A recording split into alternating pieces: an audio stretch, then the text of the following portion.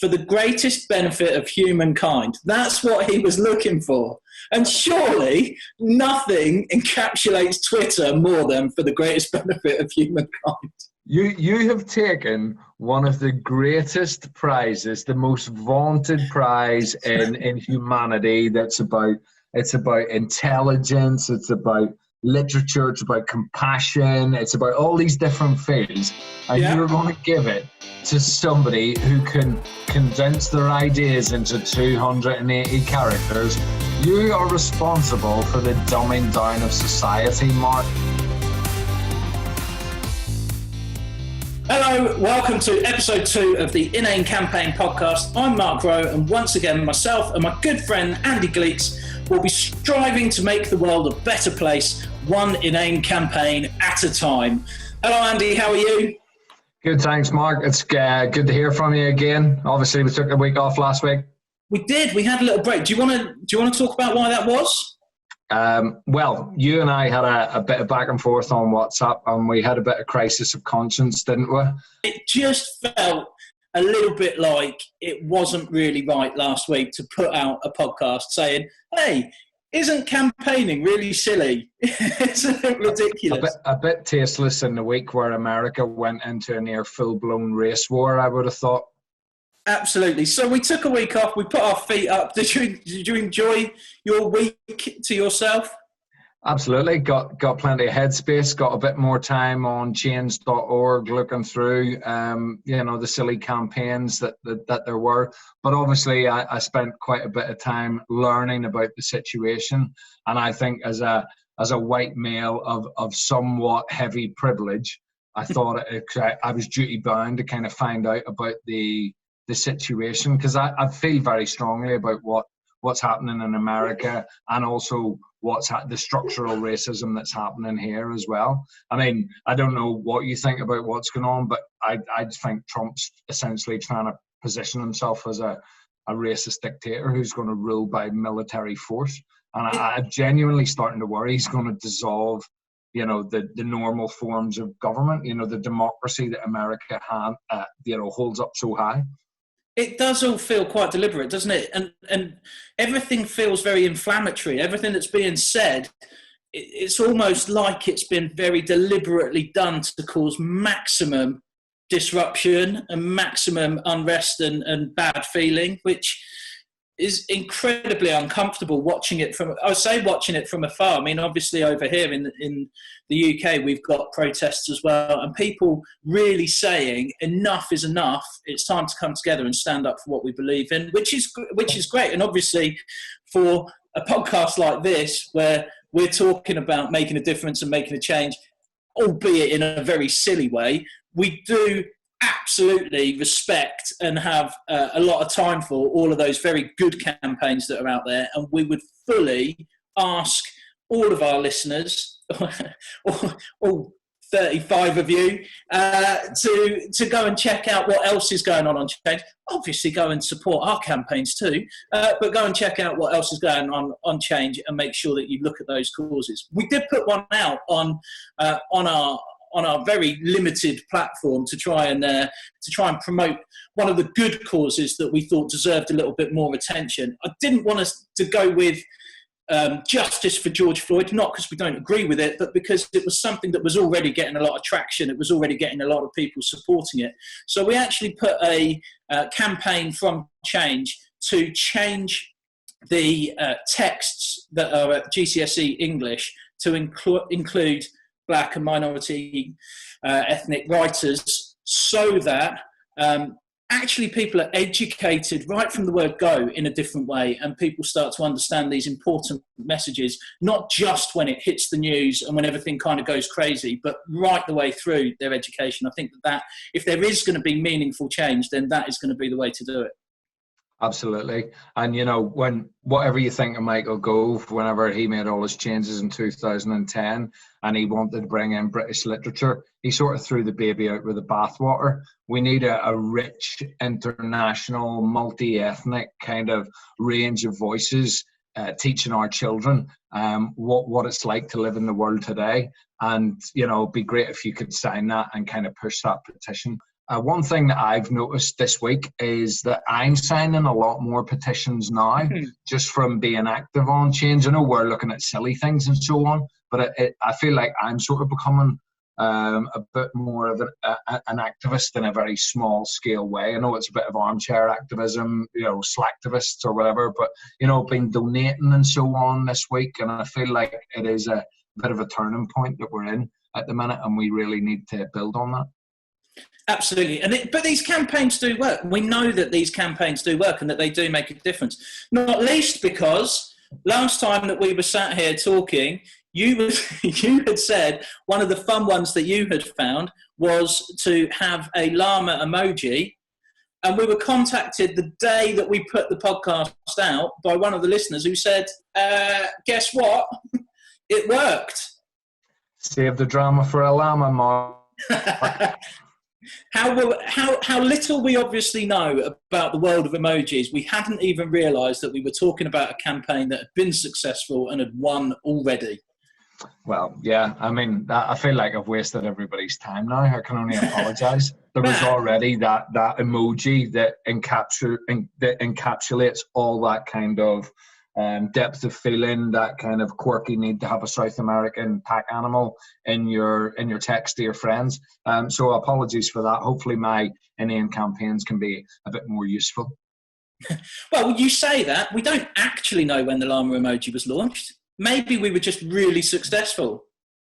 Maybe we tipped the balance. We turned the tide. We did what instantly had an impact. That's what I like to think. Yeah, we broke the dam on the llama. So what have you been, you said that you've been spending a bit more time on change. What have you seen? What are the crazy ones you've seen this week?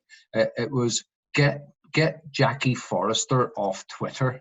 And I don't know who Jackie Forrester is basically this kind of troll, and all she does is post trash about the BBC daytime quiz show Eggheads, and then it give you a picture of some of the tweets that she's been putting out. And while Eggheads come on, she just kind of batters them with these like harsh put downs. Irritating, smug show off. Oh, please do shut up. #Eggheads. At the Jeremy Vine. Answer to the question is in front of you, lazy sod. #Eggheads. Chris always has a face like a bulldog chewing a wasp or a smacked arse. #Eggheads. How pathetically irritating is at the Jeremy Vine's laugh. #Eggheads.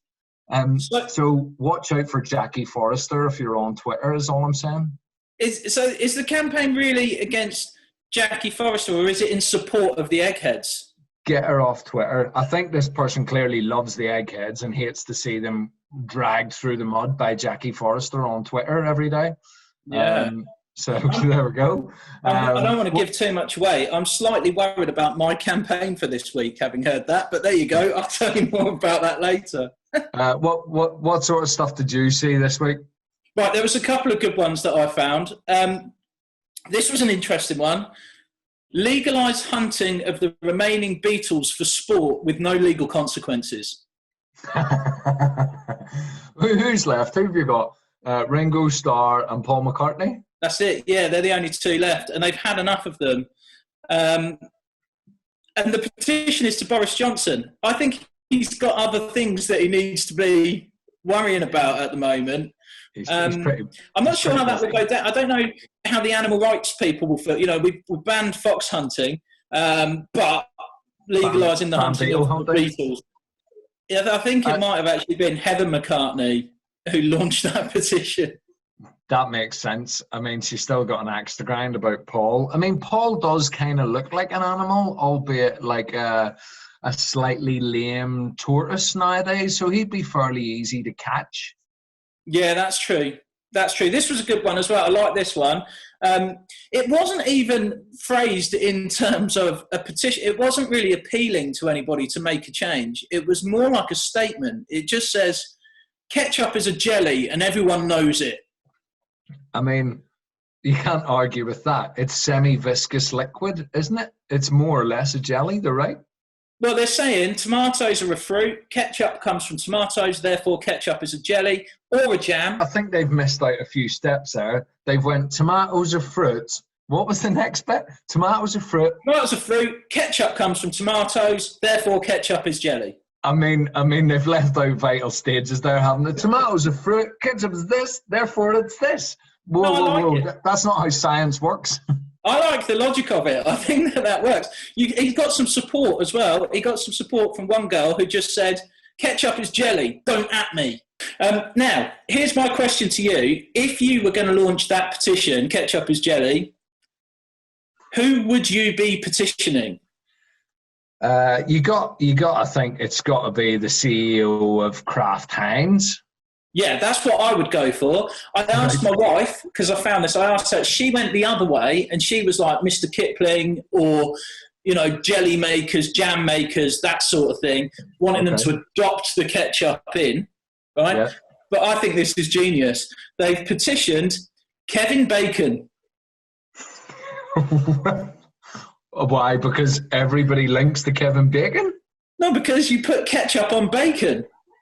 Oh, okay. Yeah. That makes sense. See, his name's just Bacon. He's not Bacon. He's not in charge of the bacon. No, but I assume as somebody who is closely linked to bacon. Actually, he's not closely linked, is he? This is why it's so. He's just got the same word in his last name as bacon. He's not in charge of the distribution of bacon, the production of bacon. Kevin Bacon literally has nothing to do with bacon. Is this news to you, Mark? Yeah, and you've put it quite forcefully as well. So I'll move on then. Predictably, that got about 5 people supporting it, I think. Now, this one is close to my heart, and you will know the story behind this a bit, but some of our listeners won't. It says, I want a pony. Okay, go on. Now the reason this is so important to me is because there's a long story behind me getting into stand-up comedy and my payment to my wife. What's the word? Compensation to my wife. I'm whoring out my wife for horses now. My payment to my wife for me spending all this time doing comedy was to get her a horse, right? So this person clearly is of a similar mind. It wasn't her who set up the petition. But this is what I mean. She says that. She's probably got all sorts of online aliases. Well, no, but listen to this. I'm pretty sure it wasn't her because it doesn't say, I think Mark Rose should buy me a pony. It says, I think John Cleese should get me a pony. Very specific there. I mean, yeah. I don't know if he's got the sort of money to be spending on ponies, given that he's went through at least 2 very messy divorces. Well, didn't he do a whole tour that was based on paying for his divorce? Yeah, Peter Kay did My Mum Wants a Bungalow tour, and John Cleese has done 2 I Need to Pay the Alimony Money tour. Well, this person's not giving up. They say, I think John Cleese should get me a pony. He became famous making a sketch about a dead parrot, and now he owes the animal kingdom a good deed. It only makes sense. I like ponies. If this is not possible, I'll settle for a helicopter. Helicopters are cool. Well, that's a bait and switch there, If I can't have a pony, I'll have a helicopter. Again, big leaps in logic. I'm not sure about the negotiating tactics there either, to be honest. I don't think you really want to start lower down and then aim for something a lot more expensive if you don't get your own way. Yeah. I mean, that might be straight out of Trump's Art of the Deal. That's the sort of crazy tactic that Trump's going for. Maybe this person's doing the same thing. I can just get what I want because I'm me, But there we go. I came across this, and it was End Zoo Night event at ZSL London Zoo. London Zoo is at it again after having to pull the plug on their zoo late due to petitions signed by tens of thousands calling on the zoo to end the parties and an investigation by Westminster Council. The same event has now been rebranded for a 3rd time. Zoo Nights is advertised as mixing wildlife and city life, which allows 5,000 people, all right, alarm bells, to party with loud live music, carnivorous food vendors and alcohol bars in the late hours of the night. Now, I shouldn't laugh, Mark, but listen to this. These events have seen incidents such as beer being poured over a tiger, penguins being punched, people climbing off into the enclosures and attempting to strip off and swim in the penguin pool, a snake enclosure glass cracked, animals being taunted, and butterflies being crushed. I mean, it sounds like something Joe Exotic would dream up in Tiger King. It really does. This is the problem, isn't it? Because sometimes really genuine worthy causes, obviously animal rights is an important thing. People don't want to see bad things happening to animals, and I understand that people want to campaign in a good way to stop these things happening. But sometimes the way they phrase it is so ridiculous that it does become funny. I mean, I saw one this week that said, I haven't got the story because I don't know why I wasn't going to talk about this. It's too good, really, to ignore. It said, shut down the theme park that forced a pig to bungee jump. Pigs might fly. Pigs might fly, exactly.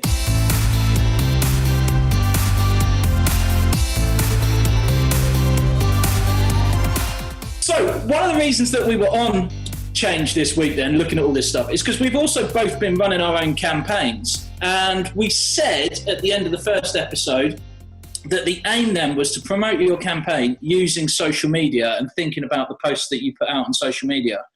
What did you do to promote your campaign? Well, I basically tapped up anyone I could think of that I could leverage.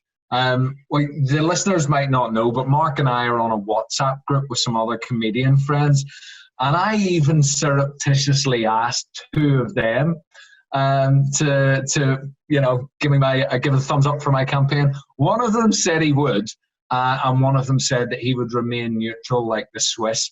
Mark, I will leave it up to you to figure out who those two people are. I reckon I can tell you exactly who it was. I reckon Ryan Mould backed you and half said that he wouldn't do it, and Dan and Matt just didn't care. I'm saying nothing, my friend. You are way off. Dave Shakespeare might have backed you. No, Dave's a good all-round guy. He would have been fairer than that. Basically, what I figured out is trying to get people to sign your change.org petition at this level. It's like when you start out as a comedian and sometimes you're forced to do these bringer gigs in London. If you don't know what bringer gigs are where you have to bring a friend. And thus, from all the comedians and all their friends, there should be probably at least 20 people in the audience. When you do bringers, you burn through your friends pretty quickly when they realise how bad your first steps of comedy are. And that's basically what's going to happen if I need to do this week on week. Pretty soon, I'm going to end up with 9 signatures. And that's when I think it'll probably be time to give up. You're right. I mean, it is much harder than I thought it was going to be to get people to back these campaigns. I realised pretty quickly that I wasn't going to have lots of my friends suddenly jumping on the bandwagon just because I'd posted on Facebook, sign this petition, and then thought, I'll put it on a couple of days so everybody sees it. Put it on a couple of days, still very... In fact, I went 2 days at the beginning of this campaign where the only person who had signed my petition was me. For 2 whole days. I did notice that you made the cardinal error of signing my petition. I don't think I signed your petition. That's how low down I am. You absolutely didn't. And the only reason I did it was because I was trying to sort out the social media and post a link to your campaign, and I could only do it by signing it. I was livid. Mate. And you can't unsign them. No. Once you've signed, that's it. You've supported it.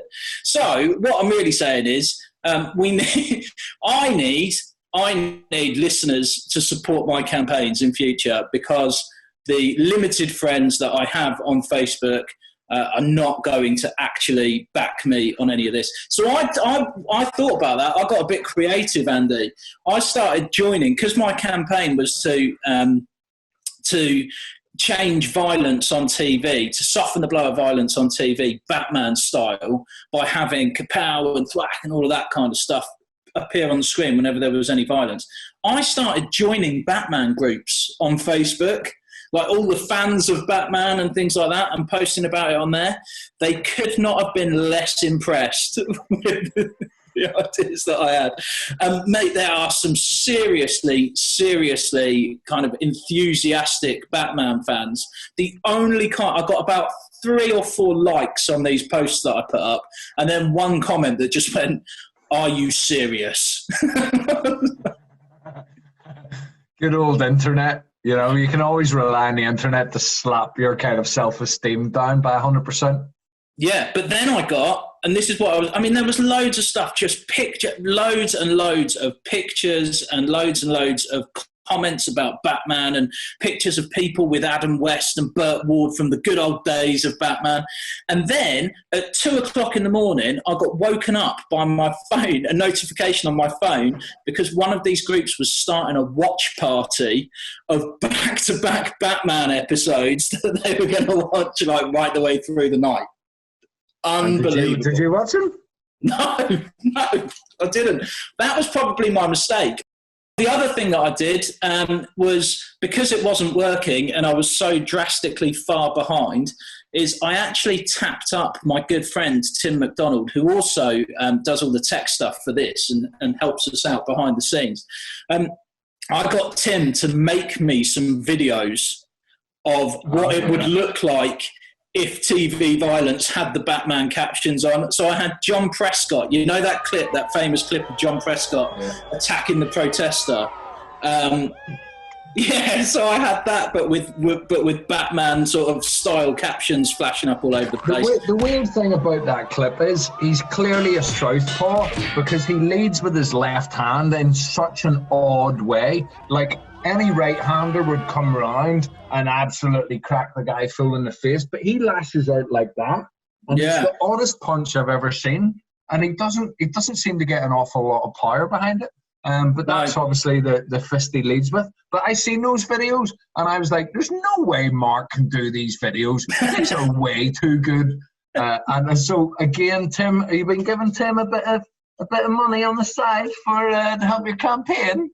No, I didn't. I didn't. Although that's a thought, actually. Throw a bit of money at the campaign, and this is going to get ridiculous before too long.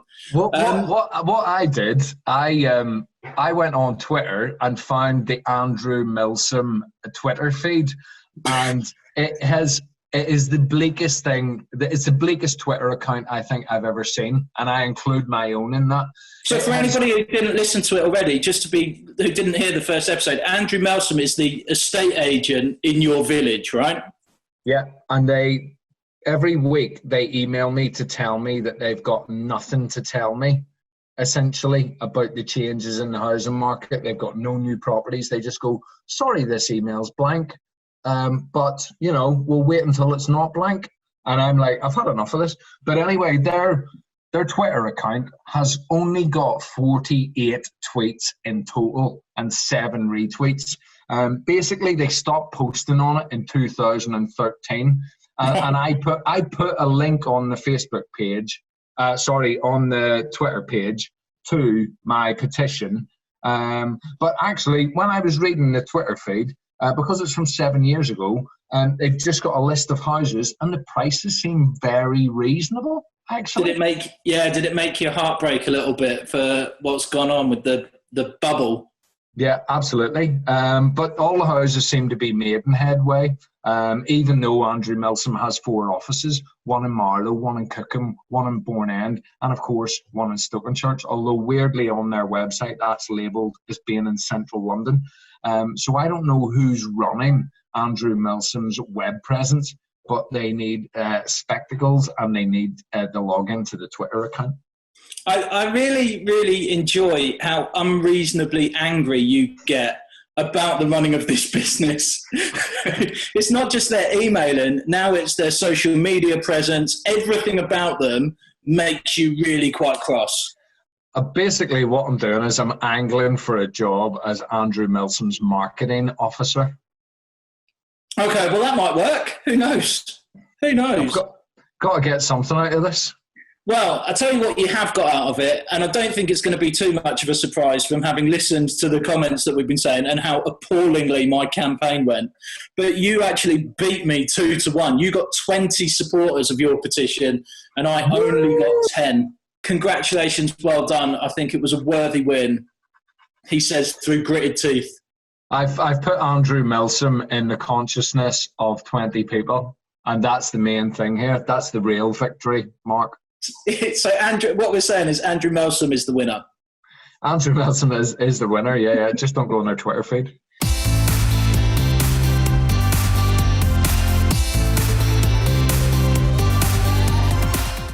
Let's talk about then what we're going to do next. What did you have ideas for ones that you're not going to run this week? Did you have any that you thought about and pondered and then cast aside? While I was thinking about it, it's quite hard figuring out what to put into change.org to figure out what might be a good idea and so on. I have invented a new game, which I'm calling Change Whack. And basically what you do is you put a word into change.org and you hope that it doesn't come up. And you'd be amazed at how many weird words do come up on change.org. But here's some of the ones that don't. Baguette doesn't come up. There are no change petitions about baguettes, which I find hard to believe. Castanet, the Spanish. Yeah.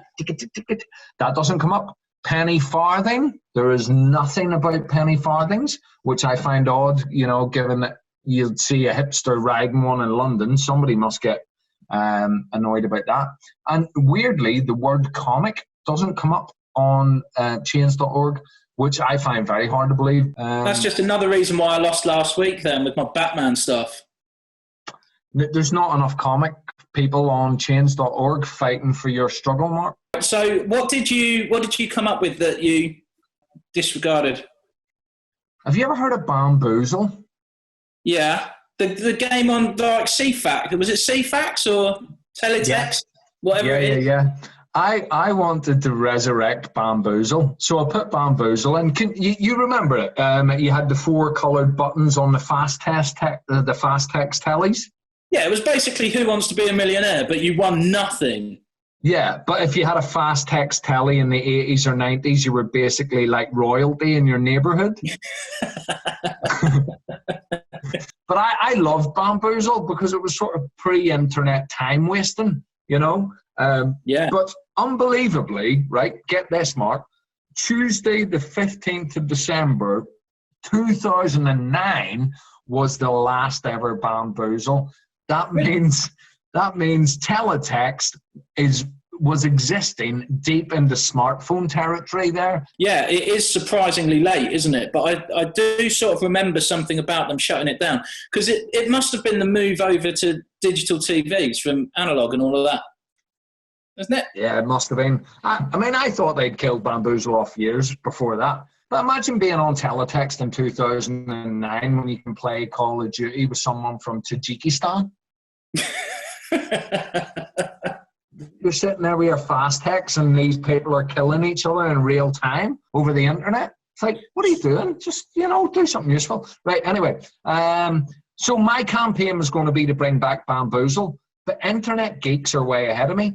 There's loads on change.org to bring back Bamboozle. And actually, Bamboozle still exists. One way to still play Bamboozle is to do something wrong on the Teletext Holidays website, and you end up on their 404 page where you can play Bamboozle about holidays. I can put these links up on our Facebook feed for people that want to play Bamboozle, for people that want to go down this nostalgia. So they can go back and have a little go. I think we'll do that. We'll do that. And just in case anybody has got nothing better to do than go and have a game of Bamboozle, we'll put the links up. Do you want to know what the final question ever was on Bamboozle, Mark? Yeah, I do. I want to see if I can answer it. The very last question asked on Bamboozle was, which was Charles Hawtrey's last Carry On film? Was it Carry On Cleopatra? Was it Carry On Doctor? Was it Carry On Up the Khyber? Or was it Carry On Abroad? Carry On Doctor. That's way too early, mate. It was Carry On Abroad. Ah, you see, I was just going purely on psychology there. I thought that you tried to slip the right answer in between and casually kind of move on. That's what I was working on. I'm too skilled a quizzer to do something like that, Mark, I'm afraid. Absolutely. All right, so we're not going with Bamboozle. Nope. What else? Was there any others that you were going to do? I was going to go on and put one about not being able to stand the Carry On films. I don't know if you've watched the Carry On films, and it may be a Northern Irish thing, Mark, but I just don't get why they're considered a British institution. If I had to watch a Carry On film, I think it would put me in a British institution. There's just Kenneth Williams just goes around making strange noises. Sid James sometimes leers at women. There's a specky guy in a big outhouse of a man, and that appears to be it, as far as I can see. That is pretty much it. Well, also the women being leered at and giggling a lot. There's some of that, but yeah, it's British postcard humour being brought to life, and the same joke being hammered for an hour and a half, isn't it? There's a forum on Digital Spy. I don't know if you've ever used Digital Spy. I can put the link on a Facebook page. It's basically a lot of very frustrated middle-aged pedantic men trying to outdo each other with their lowbrow British cinema knowledge. I'll take you through some of the comments, which I can agree with. Personally, I'd rather dig my own eyeballs out with a rusty spoon than endure a Carry On movie ever again. I mean, okay, it's extreme. I'll give it that. It's an extreme reaction. Then you get the defenders of Carry On. Yes, they're vulgar, sexist, cheap, shoddily made. I love them. Oh, yeah. Why not? They're from their time, of their time, before the cancer of political correctness sucked the fun out of everything. I wonder what way he voted on Brexit. Yeah, okay. Well, I think that would be a perfectly legitimate campaign to get rid of Carry On films. I don't think we need them anymore. All right, should I tell you what I had a little look at this week? Then I was torn. Yeah, I've had so many that I've been thinking about doing and was toying with. I think it would be nice to encourage weather forecasters to lie one day a week, make it up. Just tell them something different's going to happen. And then originally I had encouraged them to lie on a Thursday, but then I think pretty quickly you'd start to rumble them. So I've gone to one day a week, just so you never quite know when they're being legit or not. Yeah, you got to randomise it, keep that lottery going, that frisson of excitement. Yeah, exactly. What day I'm going to go out with a big coat on and it's going to be blistering hot, or what's the day I'm going to rock out with T-shirt and shorts and figure out that I'm going to need a full wetsuit. Yeah. You could have hours of fun with convincing people to wear the wrong wardrobe. It would be great. The other thing that I was looking at, it's a bit like your game of change whack, as you're calling it. I thought it would be quite nice to get people supporting something that's positive. So I thought, let's find something that needs a national day. Yesterday was National Best Friend Day. We could have new days in support of whatever it might be. But again, if you actually look on Google, there is just about a national day for everything already. Yeah. It got to the point I was just writing random words into, National Day. There is a National Courgette Day already. There is a National Flip-Flop Day already. There is a National Alligator Day already. There is a National Light Bulb Day already. There is a National Pillow Fight Day already. I just cannot find anything to have a national day for that doesn't already have one. I wonder who had the idea for National Light Bulb Day. I wonder what happened when they had that idea. Sorry, that was really lame. It was lame, but it made me laugh. So there you go. Maybe one day, at some point, I will come up with a genius idea for a national day of something, but I have not yet found what it can be that doesn't already exist.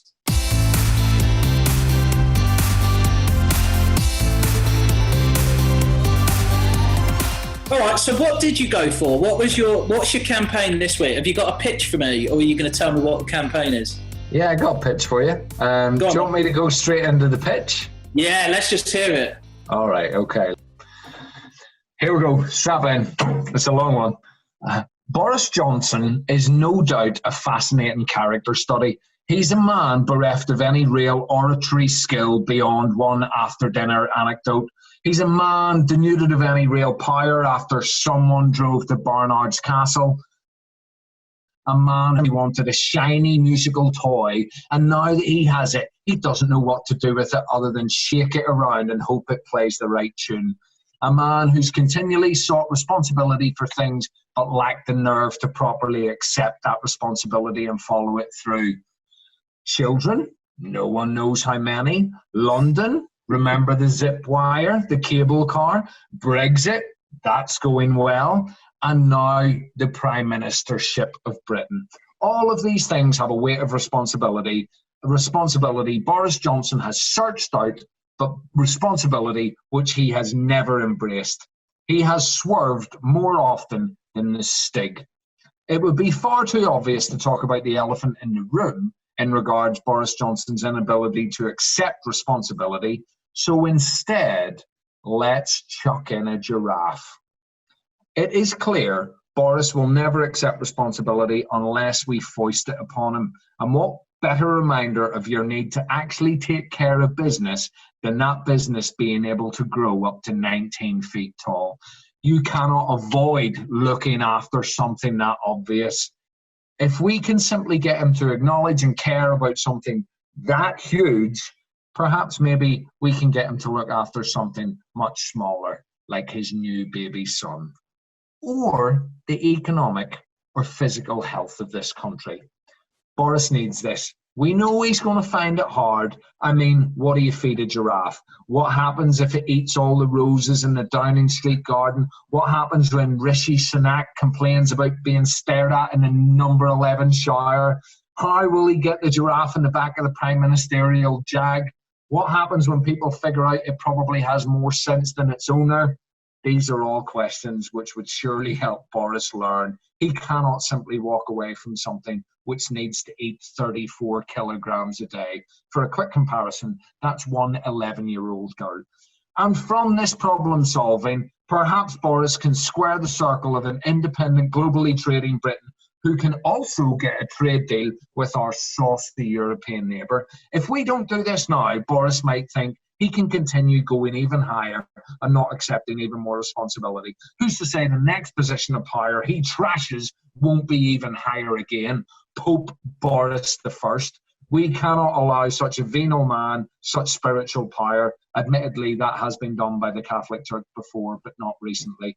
We need Boris to learn responsibility fast. We need him to look after a giraffe, any giraffe, but preferably a very tall, very hungry giraffe. After Prime Minister's questions, the only gnashing of teeth we hear should be Jerry the giraffe as it merrily munches the last of the Downing Street roses. Otherwise, people in Britain, it could be a very long 4.5 more years. Very good. Okay. I think I'm with you. I'm not sure if you've just completely lost the plot or not. Am I right in saying that basically the crux of your campaign is to give Boris Johnson a giraffe? Yeah, let's make him look after a giraffe. I mean, he can bring it along to COVID briefings and so on. I mean, it's very small in there, so it might be a bit weird. Maybe have the briefings out in the garden, the Rose Garden again. It was all right for Dominic Cummings, you know. But he's got to look after a giraffe. You cannot ignore a giraffe. It's there. It's massive. It's huge. It eats loads of stuff all the time. If he can look after a giraffe, he can look after us, Mark. It makes me think a bit like when in schools they make 15-year-old kids look after one of those fake babies to try and teach them the responsibility of what it's like to have a baby. That's what we're doing, Mark. Just on a larger scale. Okay, good.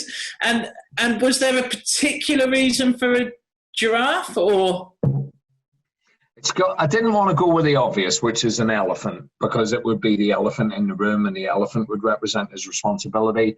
And a giraffe is massive. You know, a giraffe is a huge responsibility. And it's not as huge as running, Great Britain as a prime minister, but it is a massive responsibility. And I think it's the only way we're going to train him. you know, because he deals in the visual, he deals in the obvious, he deals in the showy. So let's give him something really like that, and let's make him look after it. Okay. Have you considered where you're getting a giraffe from? Probably London Zoo after one of those parties. You're just going to surreptitiously walk out with a bit of a hangover and a giraffe under your arm. Probably. Yeah, it'll have been punched or something, you know, and it'll be a bit dazed. I'll grab it, we'll bounce. It'll be grand. I'll follow it all through. I like it. All right. Well, I think that people are obviously going to get behind that as a campaign. That's it's nailed on. Probably as a win for you, I imagine. That's the game. I sort of feel like there's no point following that now. There's no point telling you. Come on, let's hear. What are you going to do? I'll be honest. I took last week's loss quite hard, and I've been thinking a lot about what I can do with this. And we were talking about the social media stuff, so I'm going to try and use that to my advantage, right? Although I am a bit worried about your troll who was getting kicked off Twitter. Right, let me just read you this, and I'll see if you're with me. Okay. For the greatest benefit to humankind. These words were written in the will of Alfred Nobel, a Swedish chemist, engineer, and inventor who made a load of cash inventing stuff, including most famously dynamite. Upon his death in 1895, he decided to leave much of his wealth to be awarded to those who most deserved it, as a prize for making a difference in the world. We've all heard of the Nobel Peace Prize and probably a couple of the others, literature, physics, some of the other stuff. But really, most of us probably don't have a clue what the other categories of the prizes are. And that is because they are now so far out of date.